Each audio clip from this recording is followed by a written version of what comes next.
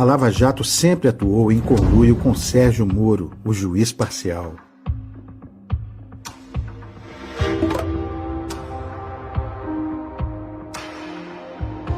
Eles tinham como plano perseguir Lula.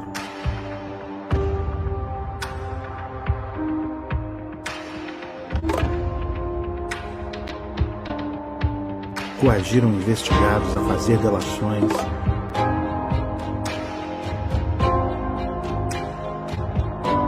Esconderam provas que favoreciam Lula.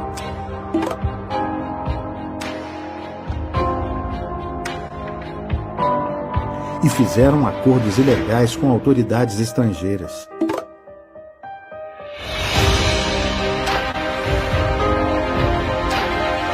A farsa tinha claros objetivos políticos.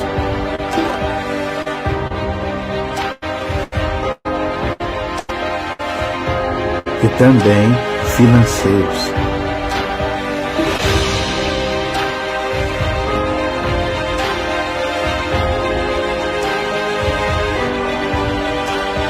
Sérgio Moro, o russo, sempre soube de tudo. O juiz suspeito armou com a Lava Jato a maior mentira jurídica da história.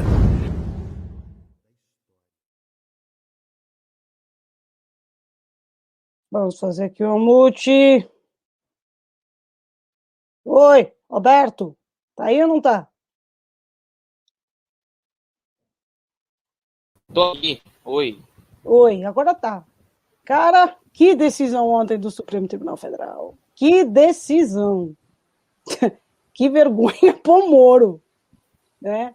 Foi uma coisa fantástica ontem. Deixa eu pegar aqui a pauta para não esquecer.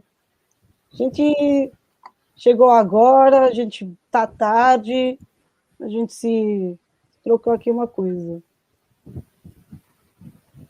que é que está passando aqui? Ah, ok. Bom, gente, a gente queria deixar claro que o Lula é candidato em 2022. Afinal de contas, querendo ou não, pelos vistos, o Lula já aceitou ser candidato. Olha que beleza, Alberto. Hein?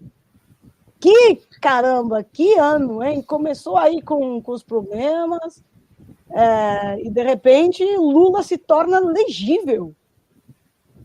Do nada. O que você acha dessa decisão do Supremo Tribunal Federal?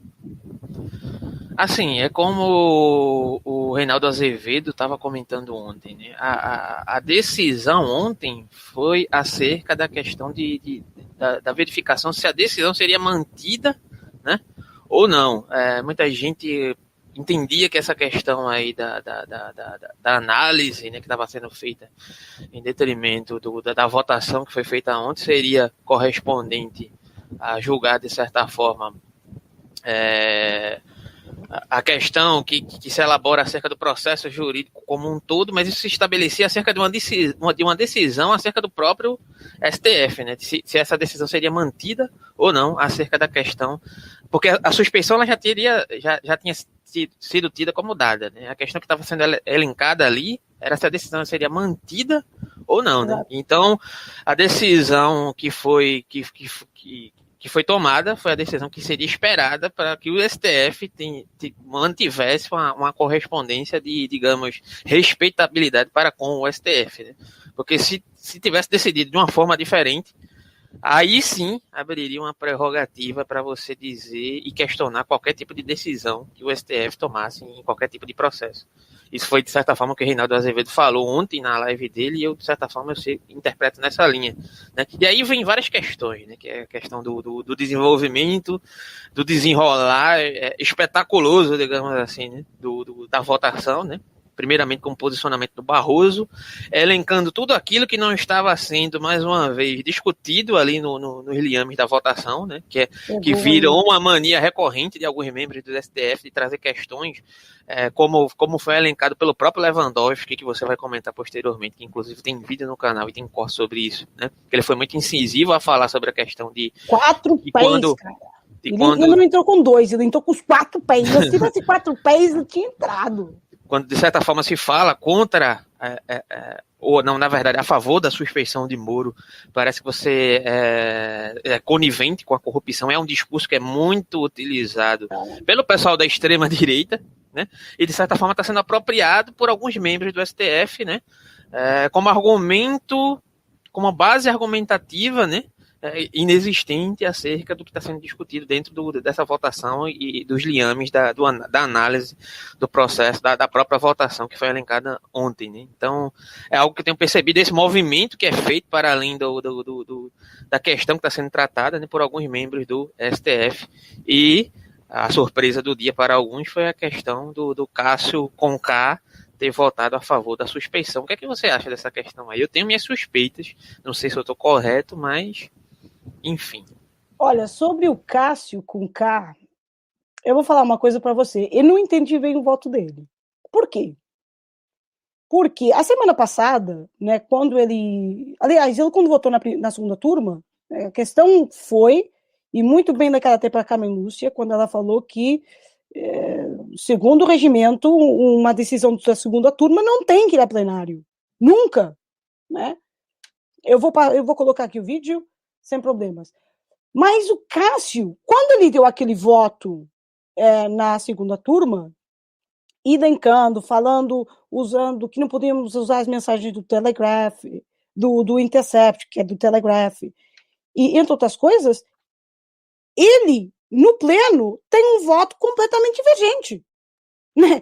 Ele vota a favor do Gilmar Mendes, certo? Mas ele vota a favor porque ele quer manter, de fato, a legitimidade que tem a segunda turma. A decisão da segunda turma foi o que o Reinaldo falou, né? Que há coisas que o regimento é claro, e o regimento diz que decisões em segunda turma não pode ir para o pleno. Né? Imagina, quer dizer, vão decidir, aí o pleno vai decidir tudo. Então, para isso vai para o pleno, não fica na segunda turma nem na primeira turma. Né? E, olha, aqueles 30 minutos do Barroso foram uma coisa nojenta, cara. Ele foi o advogado de defesa do Moro, né? A corrupção, aí falou sei lá, ele elencou o processo todo, né? Quando o próprio Moro, né, e nós sabemos pelo processo, gente, pelo processo, que o Moro é o próprio a dizer que não é o juiz da causa. Então, se não é o juiz da causa, nem podia julgar. Primeiro ponto. Né? E isso foi o que se disse também pela segunda turma. E ele faz uma defesa do quê?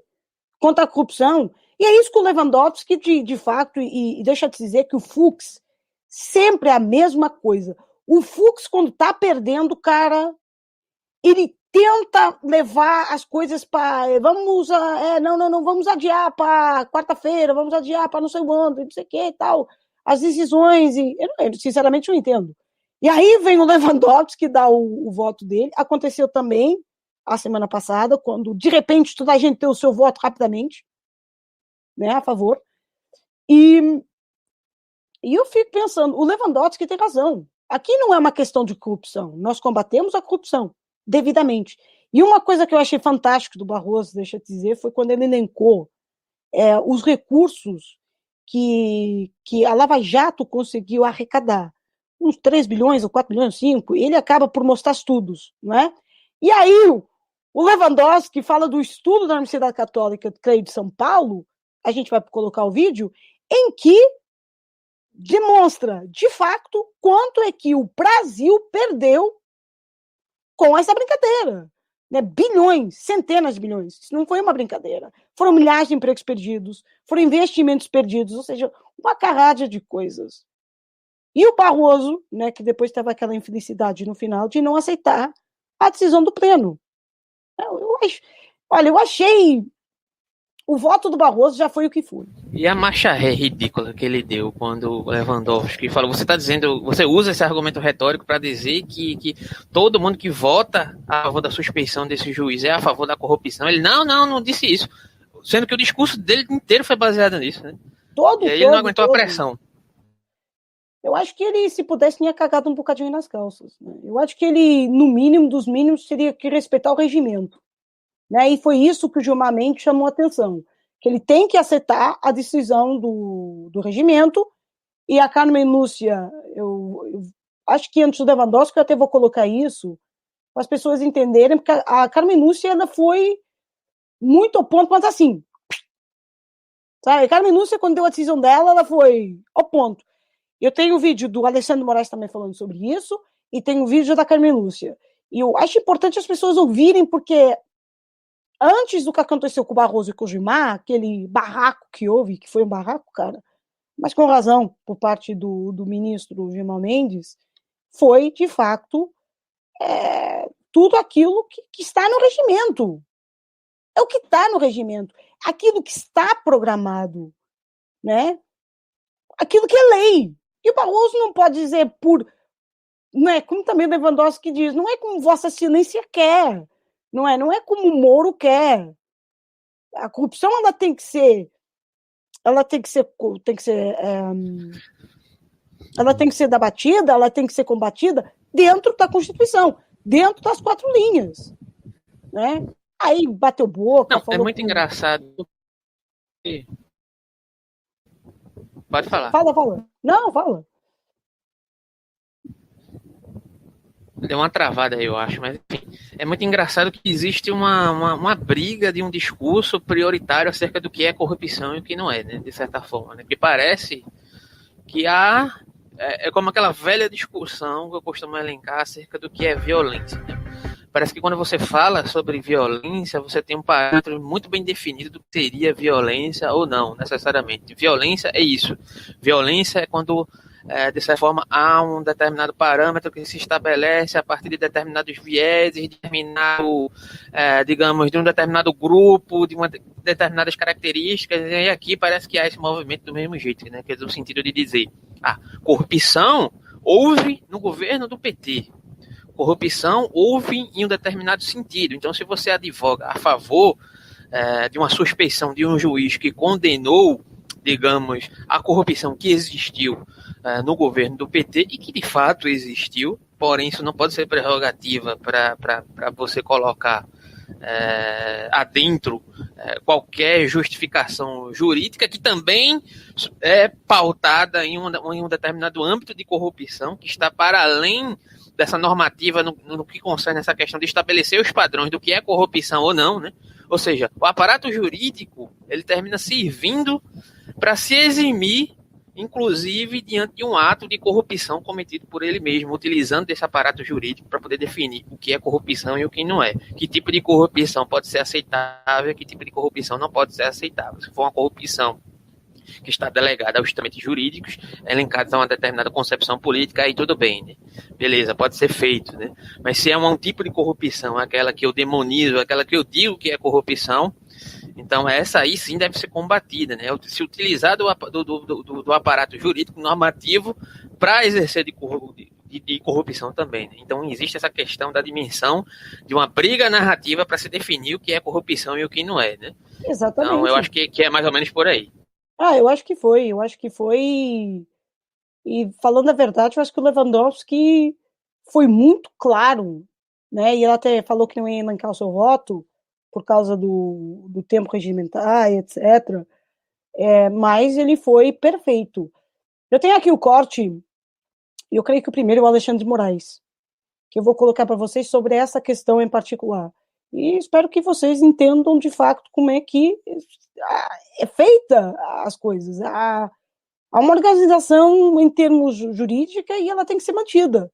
E foi isso ontem que foi debatido no plenário. A mais, acima, aliás, o próprio Reinaldo Azevedo falou sobre isso, acima da questão do Moro, porque a questão do Moro já foi debatida, ela já foi aceite, né? Ou seja, ele é imparcial pela segunda turma. Não é? Trazer isso para o pleno, a questão não é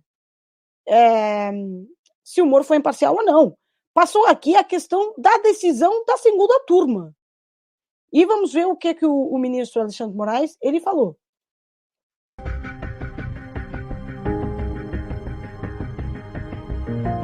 Todos têm o direito de ser julgado não só por um juiz que faça parte do Poder Judiciário, mas um juiz escolhido mediante regras prévias de distribuição. Regras legalmente previstas para se chegar no juiz A, no juiz B, para evitar que seja acusação, seja defesa, possam escolher